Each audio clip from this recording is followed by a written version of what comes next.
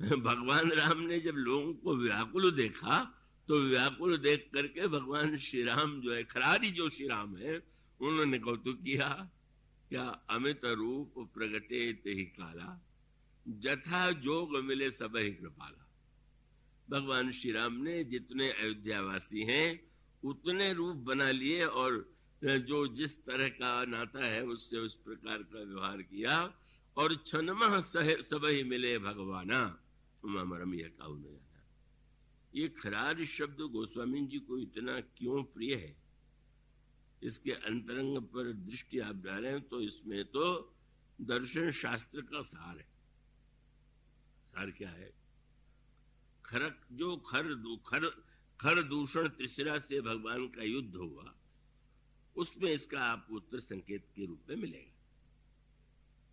इन 14,000 राक्षसों ने ब्रह्मा से यही वरदान मांगा कि हमारे दूसरा कोई न मार सके, हम मरे तो आपस में ही मरे, दूसरा हमारा वध न कर सके। तो उनकी योजना ये थी कि हम आपस में जब लड़ेंगे नहीं तो मरेंगे क्यों, इसलिए जब हम लोगों में इतना प्रेम संबंध है तो क्यों लड़ेंगे, क्यों मरेंगे, चाहे ब्रह्मा चाहे चाहे न चाहे। अगर हम लोग निश्चय कर चुके हैं कि नहीं लड़ेंगे तो नहीं मरेंगे। अब भगवान श्री राम अकेले, लक्ष्मण जी से भी उन्होंने कह दिया कि सीता जी को लेकर के दूर पर्वत कंदरा में जाकर के वहां पर उनकी रक्षा करो, अकेले हैं। और युद्ध जब सामने हो रहा है तो गोस्वामी जी ने कहा भगवान राम ने एक अनोखा कार्य किया। क्या? सुर मुनि सहे प्रभु देख, माया नाथ अति कौतुक कियो। क्या किया? ये जो 14,000 राक्षस थे, प्रभु श्री राम ने सबको राम अपना रूप दे दिया। ये साधारण प्रसंग नहीं है। 14,000 राक्षसों को भगवान श्री राम ने सबको अपना रूप दे दिया। सारे के सारे राक्षस श्री राम के रूप में परिणत हो गए। और उसका अर्थ ये कि भगवान श्री राम से पूछा गया कि महाराज आपने इन सारे राक्षसों को अपना रूप क्यों दिया? तो प्रभु ने कहा कि देखो, जब ये लोग आए थे तो मेरे रूप को देख के मोहित हो गए, तो मैंने सोचा जब मेरे रूप के प्रति इतना आकर्षण है तो चलो हम अपना रूप ही इन्हें दिए देते।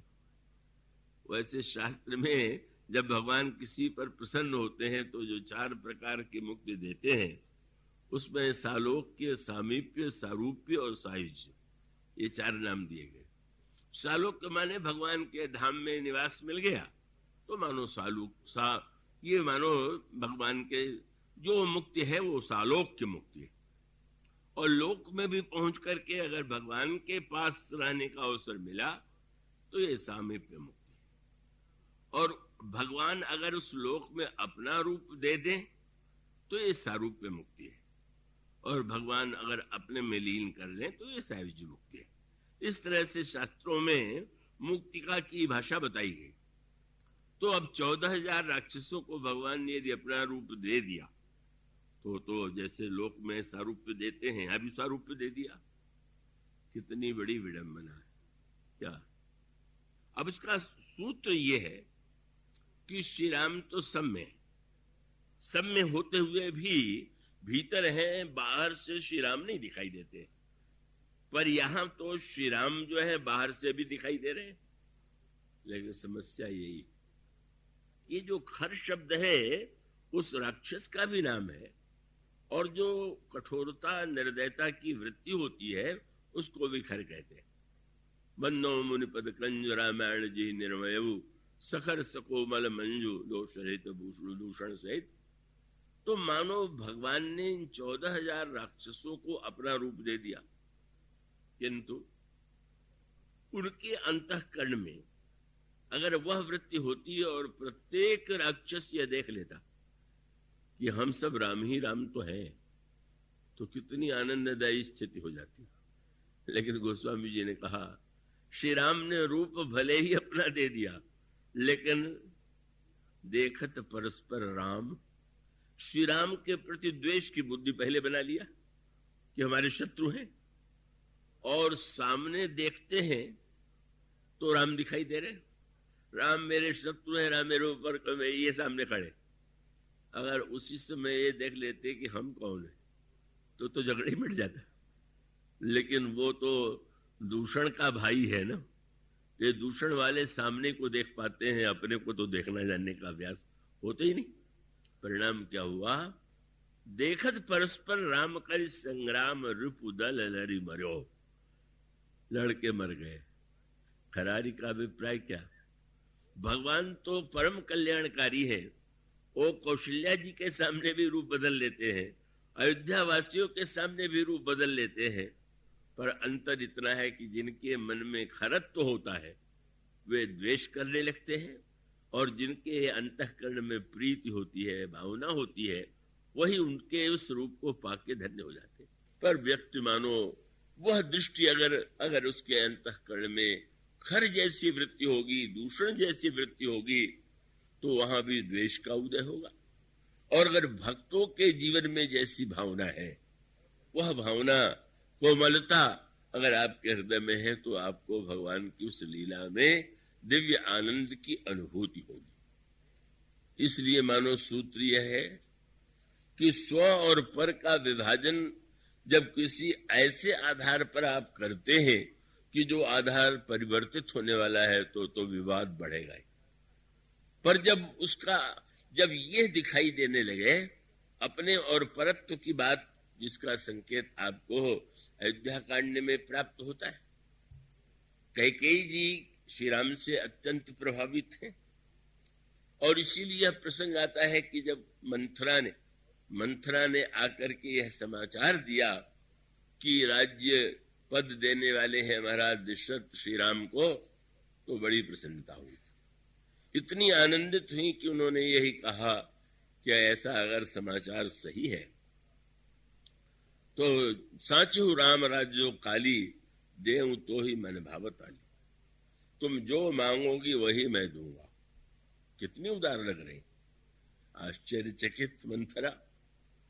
दूसरे वही मैं, और फिर अच्छा दूसरे राम तो कौशल्या के पुत्र हैं, और उनके पुत्र के राज्याभिषेक का समाचार सुन करके इतनी प्रसन्न हो रही।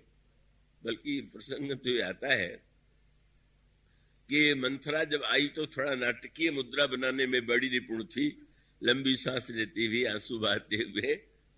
तो कैकेयी जी पहले मंथरा को देख के घबरा गई कि कोई बुरी बात तो, समाचार तो नहीं। तो उन्होंने मंथरा से प्रश्न जो किया, उसको सुन के उसको बहुत बड़ी चोट लगी। क्या? मंथरा को इस रूप में देखते ही कैकेयी जी पूछती हैं, सभय रान कह सकिन कुशल राम महिपाल भरत लखन रिपु दमन सुनी भा कुबरी और साल। प्रश्न सुन के उसको इतना बुरा लगा, क्रोध आया। क्यों? बोले कैकेयी जी ने कुशल भी पूछा तो सब पहले राम का नाम लिया, राम तो कुशल से, महाराज का भी नाम बाद में लिया, भरत लक्ष्मण शत्रु का नाम बाद में लिया, पर पहला प्रश्न कुशल राम। मानो इतना आश्चर्य हुआ कि अरे ये पूछती स्वाभाविक था, भरत ननिहाल गए हैं, तो इनको ये चिंता होती कि मेरा बेटा सुपर कुशल से है कि नहीं कुशल से है। ये कुशल भी पूछ रही तो सबसे पहले राम के विषय। लेकिन रामायण के धैर्यशाली पात्रों में मंथरा से बढ़कर के धैर्यशाली कोई नहीं। अच्छा, उसे तो घबरा जाना चाहिए था कि वो सोच सकती थी कि जब इतना अपने बेटे से अधिक पहले राम के कुशल की चिंता है तो भाई मत बताओ। पर धीरे धीरे, और जब थोड़ी बात सुनी तो इतना क्रोध आया कैकेयी जी को कि ये कह दिया कि बस तुम घर को तोड़ना चाहती हो, और तुम याद रखो अगर फिर कभी तुमने झगड़ा लगाने वाली बात किया तो धरी जीभ कढ़ाऊं तोड़ी, मैं तेरी जीभ कटवा लूंगी। कितना धैर्य होगा मंथरा में, कितनी बड़ी राजनीतिज्ञ थी कि वो इन शब्दों को सुन करके उसके मन में थोड़ी हुआ अच्छा मैं बताऊंगी, और इतनी कुशल थी और उसने उसी अंतिम अस्त्र का प्रयोग किया। कैकेयी जी से मंथरा ने पूछ दिया, आप राम के राज्य से इतनी प्रसन्न क्यों हैं? और जो उत्तर मिला उससे मंथरा को आशा बन गई कि मेरा काम बन जाएगा। क्या? उन्होंने कहा कि मंथरा, तुम्हें बता देना चाहता हूँ, तो चाहती हूँ कि राम तो सारी माताओं को बराबर चाहते, तो क्या अपनी माँ कौशल्या की तरह आपको भी चाहते हैं? नहीं नहीं, वो तो कौशल्या से मुझे जाने कितना गुना मुझे अधिक चाहते। शब्द उनका यही था, राम ही सहज सुभाए कौशल्या सम सब महतारी, राम ही सहज सुभाए प्यारी। लेकिन मुंह पर करही स्नेह विषय की नींव की कमी यही थी। सबसे बराबर प्रेम करते हैं इसलिए राम अच्छे लगे तो प्रेम टिकेगा, पर सबसे बराबर प्रेम करते हैं पर मुझसे अधिक करते हैं, मूल में ही वो भावना और सबता। इसलिए पूछ दिया मंथरा ने टटोलने के लिए, आपको कैसे पता कि आपको अपनी मां से अधिक चाहते हैं?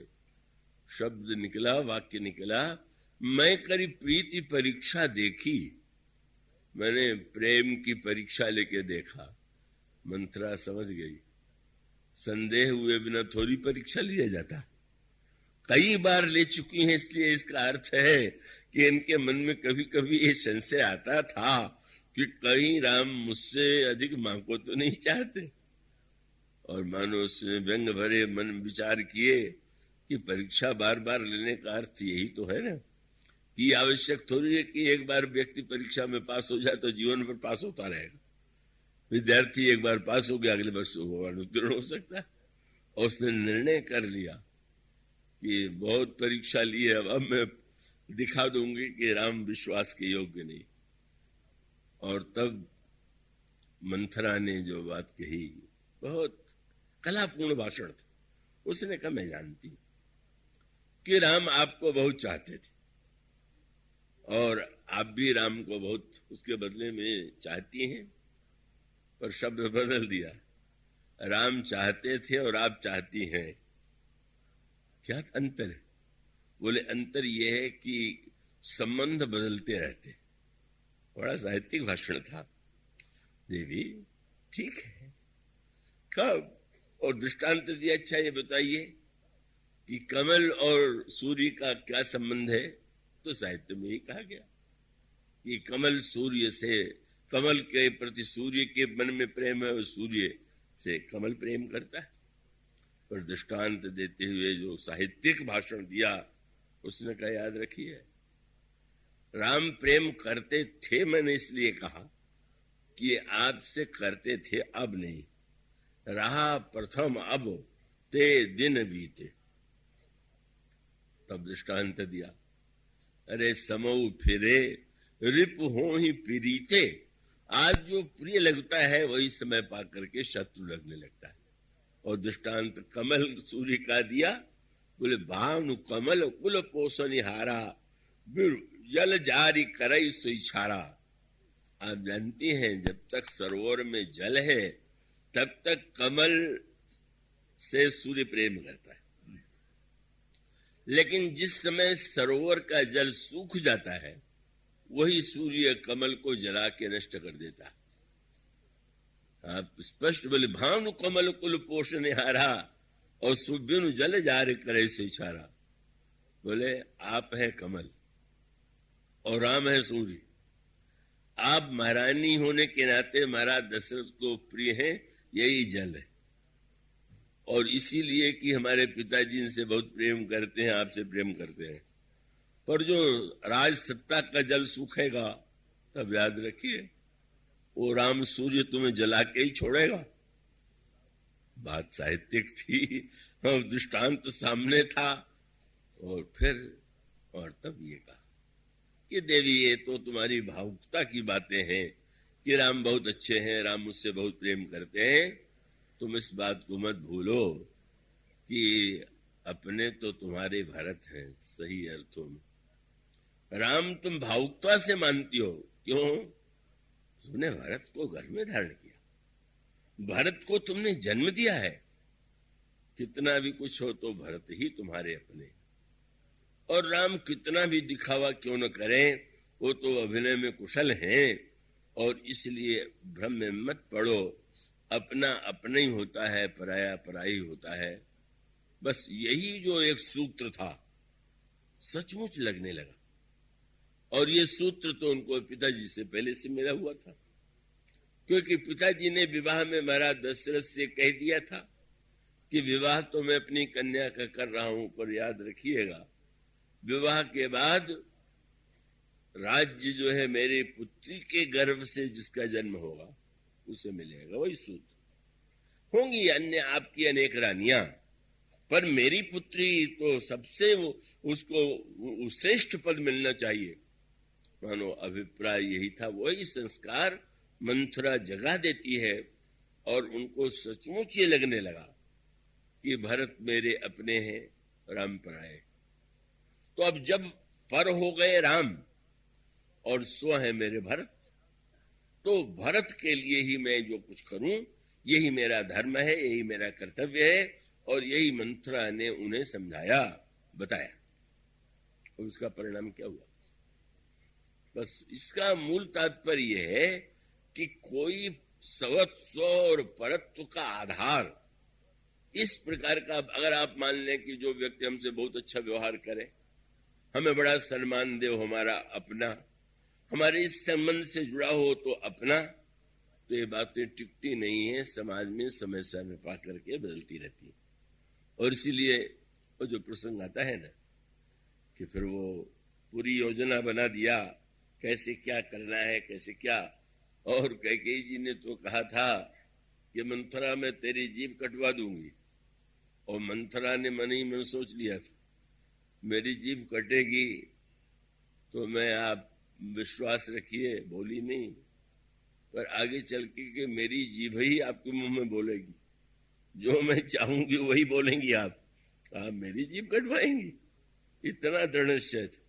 और ऐसा जैसे गुरु शिष्य को, मंथरा और कैकेयी का संबंध क्या है? वो स्वामी जी ने कहा मंथरा गुरुदेव और महारानी कैकेयी उसकी शिष्या।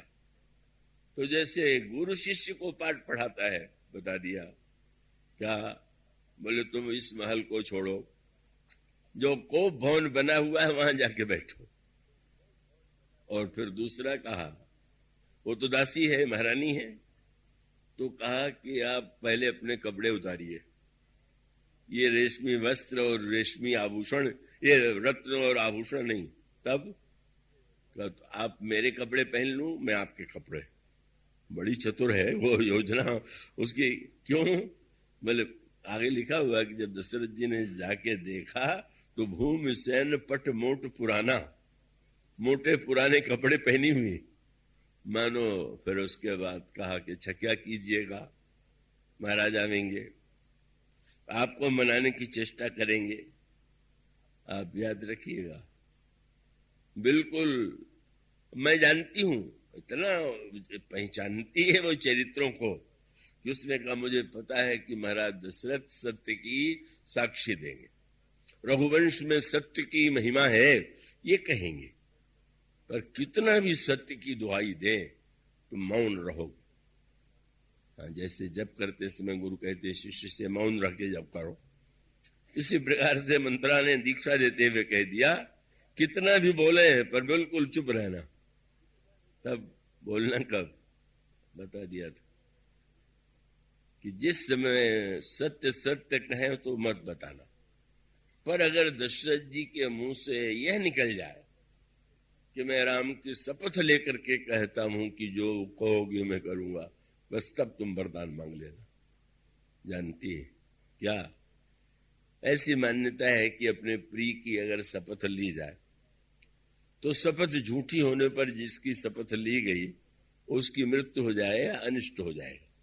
मैं बेटे की शपथ लेता हूं, माने ये माना गया कि बेटा बड़ा प्रिय है, इसका अभिप्राय है कि सत्य के नाते भले ही वो वचन से मुकरे, पर शपथ ले लेंगे तो संकट आ जाएगा कि राम की शपथ लेने के बाद अगर उससे हटते हैं तो राम के लिए एक महान कष्ट संकट। इसलिए दे दिया भूपति राम शपथ जब करई, तब मांगे जेहि वचन न टरई। तब मांगोगी तो बिल्कुल वचन से टलेंगे नहीं। ऐसी दीक्षा ले लिया। महाराज श्री दशरथ आए, पूछा कहाँ है। देखिए सूत्र बहुत सुंदर है। कोप भवन में जाने का अर्थ क्या है? एक ऐसा कक्ष जिसमें क्रोध के लिए, पर आप उसको आध्यात्मिक अर्थों में विचार करके देखिए, क्रोध कब आता है? और इसका उत्तर आपको रामायण में मिलेगा। क्रोध की द्वैत बुद्धि विनु, द्वैत की विनु अज्ञान। बिना द्वैत बुद्धि के क्रोध नहीं आता। कितना बड़ा सूत्र है।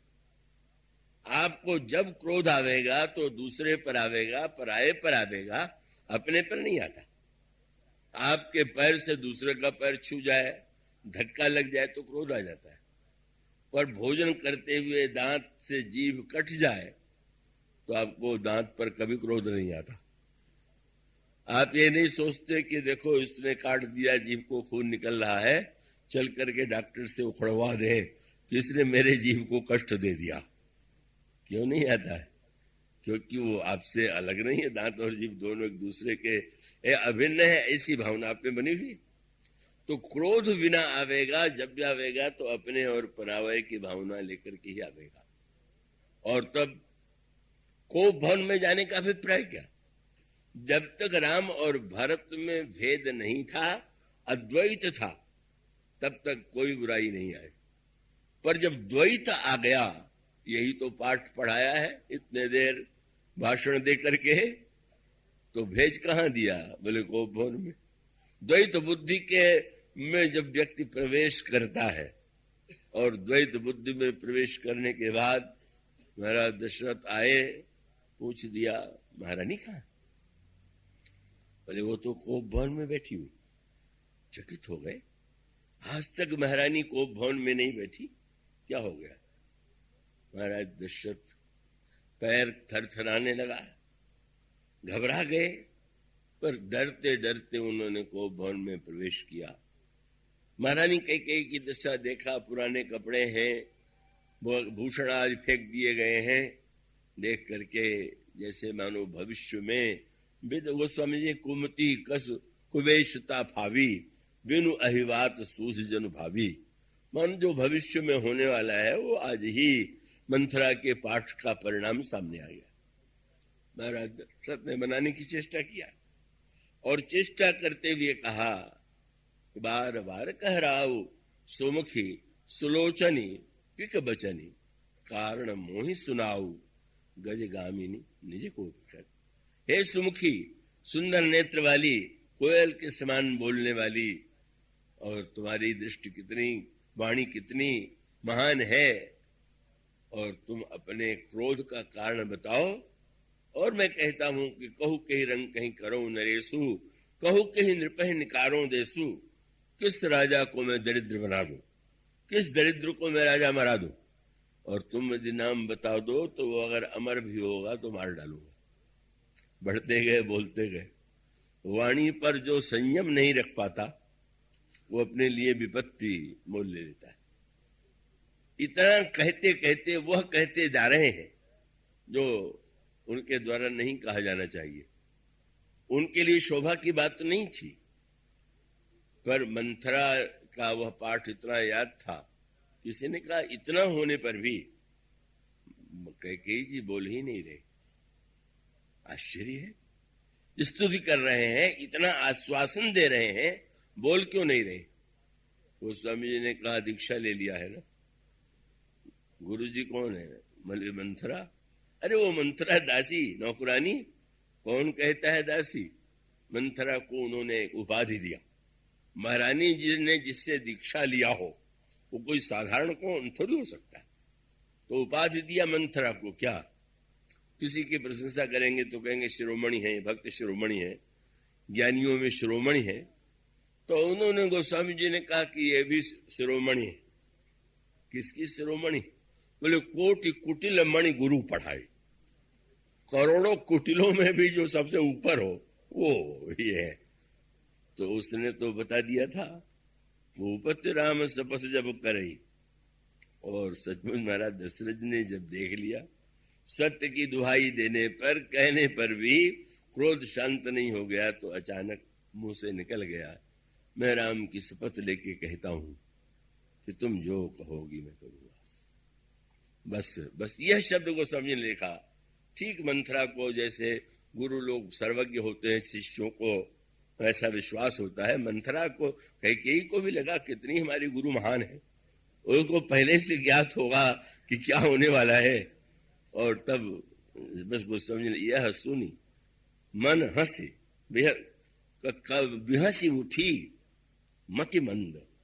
अच्छा, जो कहा था शपथ ले लिया इन्होंने। और तब अब उन्होंने कहा कि तब एक शब्द निकला, दशरथ जी ने राम की शपथ तो ले लिया, फिर दुखी भी हो गए। अभी उनको अभी पता नहीं क्या मांगने वाली, और उनके मुंह से वाक्य निकला, रामायण का वाक्य पढ़ने योग्य है। उनका देखिए, आपकी मैंने प्रशंसा किया, मैंने सत्य की दुहाई दिया, फिर भी आप नहीं बोली, और अब तो आप देख रहे हैं तापर राम शपथ करी आई माने मेरे मुंह से निकल गया, माने अनजाने मैंने राम की शपथ भी ले लिया। और सत्य तो धर्म की सीमा है, और राम तो मेरे लिए प्रेम की भी सीमा है। सत्य स्नेह अवधि रघुराई। और तब निश्चित मान करके कैकेयी ने वह बात कह दिया। और उसमें संकेत यही, महाराज दशरथ में भेद बुद्धि नहीं। उन्होंने कैकेयी से कहा भी, मोरे भरत राम दुई आंखी। व्यक्ति की दो आंखें होती हैं, पर दोनों आंखों में भी क्या किसी का एक आंख से प्रेम होगा कि दाहिनी आंख अच्छी रहे बाएं चली जाए, या बाएं अच्छी रहे दाहिनी चली जाए, या ये लगेगा कि इन आंखों में कोई महत्वपूर्ण है। मेरे लिए तो भरत और राम जो है दो आंखों के समान है। राम को राज्य मिले या भरत को राज्य मिले, मेरे लिए कोई अंतर नहीं।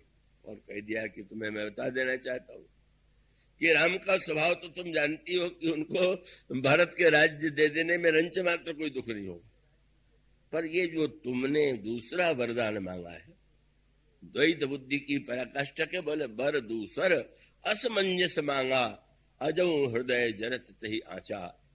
वो जो तुमने दूसरा वरदान मांग लिया, ये महान दुखदायी। क्या सूत्र हुआ, मानो यह लगा कैकेयी को, भरत मेरा अपना है, राम पराये हैं। राम मेरी सौत के बेटे हैं, भरत मेरा अपना बेटा है, इसलिए मैं अपने बेटे के कल्याण के लिए सोचूंगी, उसके लिए प्रयत्न करूंगी। और उसका तब मानो श्री भरत के द्वारा ये जो दूसरा शब्द है जिसकी व्याख्या आज नहीं की जा सकी, वह शब्द है परहित। हित माने क्या होता है, ये दो शब्द आए हुए हैं रामायण में भी, इसकी ओर संकेत किया गया। एक तो है सुख और दूसरा है हित। तो जो व्यक्ति को कार्य करना चाहिए उसमें केवल पर सुख नहीं, पर हित। और इसका अर्थ क्या है, सुख शब्द जो वस्तु हमें अच्छी लगती है उसको लेकर के हमें सुख मिलता है। जो हम चाहते हैं ये वस्तु मिल जाए, ये वस्तु मिल जाए तो हम सुखी हो जाएंगे।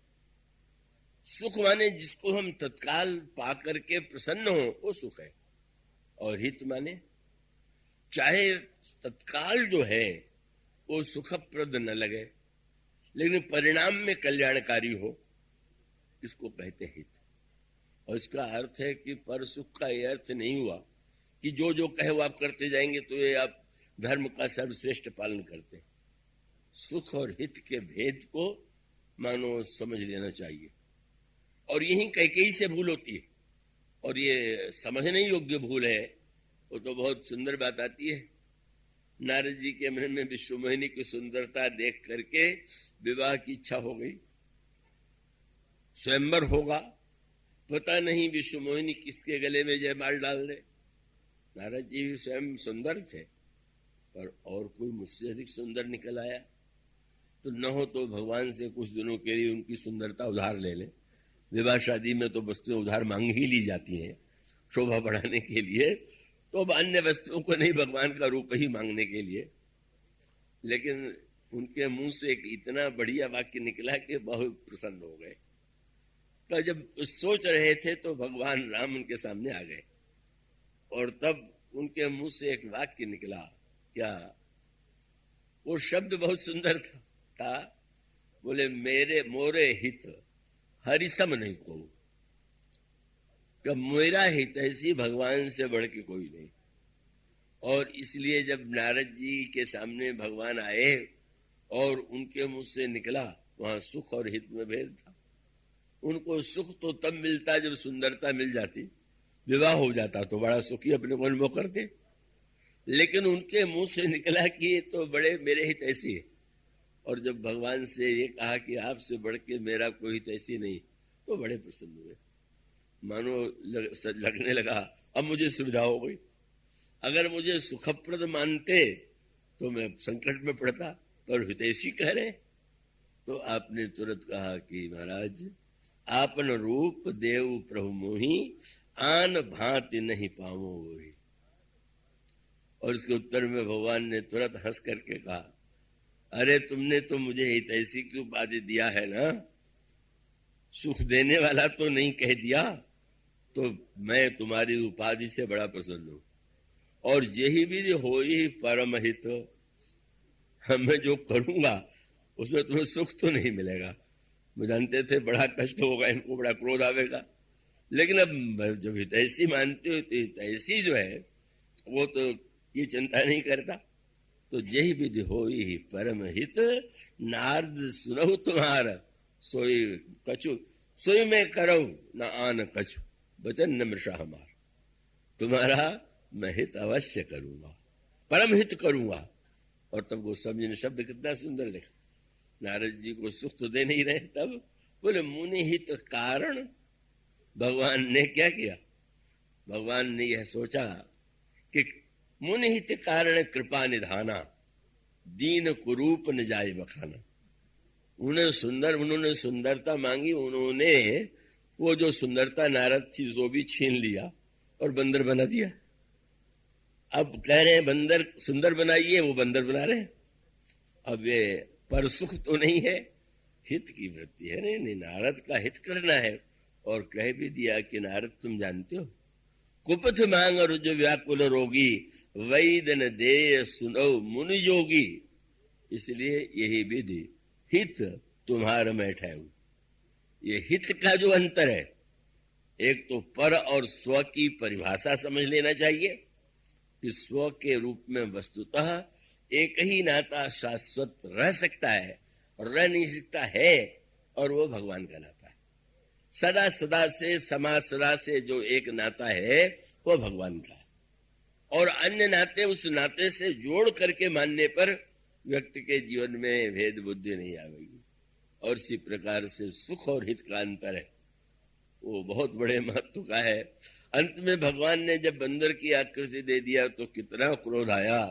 भगवान को किस प्रकार से उन्होंने, अब इतने कहा तो बड़ी प्रशंसा करते थे, जब विश्व मोहिनी में जयमाल नहीं डाला और उन्होंने सामने देखा कि विष्णु भगवान आए और उनके गले में विश्व मोहिनी जयमाल डाल दिया, तो इतना क्रोध आया कि बस अब तो निर्णय कर लिया कि दई हूं शाप की मरी हूं जाई, या तो शाप दूंगा या आत्महत्या करूंगा। क्यों? बोले जगत मोर उपहास कराई, मुझे हंसी का पात्र बना दिया। पर वो हित बुद्धि के लिए भगवान तो जीव पर कृपा भी करते हैं, उसकी इच्छा भी करते हैं, पर भगवान का मुख्य कार्य जो है वो हित है। और हित का अभिप्राय है कि कभी कोई अगर कार्य भी करना पड़े, कठोर भी कार्य करना पड़े, पर उसमें व्यक्ति की हित बुद्धि बनी हुई है, तो परहित का सही अर्थ है। और अगर जो व्यक्ति जैसे सुखी मालूम पड़े हम उसके पीछे पड़ जाएं, तो लोगों का सुख तो न जाने कितने रूपों में बटा हुआ है। इसलिए रामायण में सुख का भी महत्व है, पर सुख से अधिक महत्व जो है वो हित का है, जो कल्याणकारी हो। और जब पर और हित दोनों शब्द समझ लीजिए तो परहित सरिस धर्म नहीं भाई।